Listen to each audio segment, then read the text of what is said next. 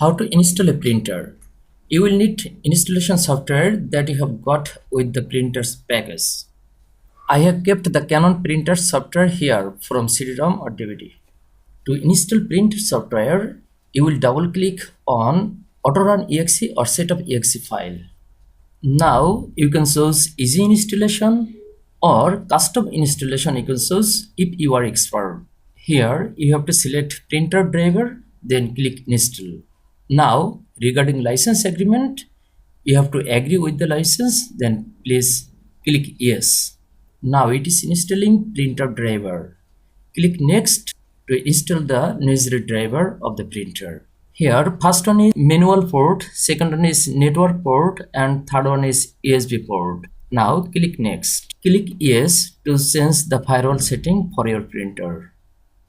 Here click yes again. Continue installation. Now it is installing printer driver with plug and play. For that, connect your USB cable to the printer. If the printer power is off, please turn it on. It will automatically recognize and continue the installation. Printer driver has been installed. Please click next.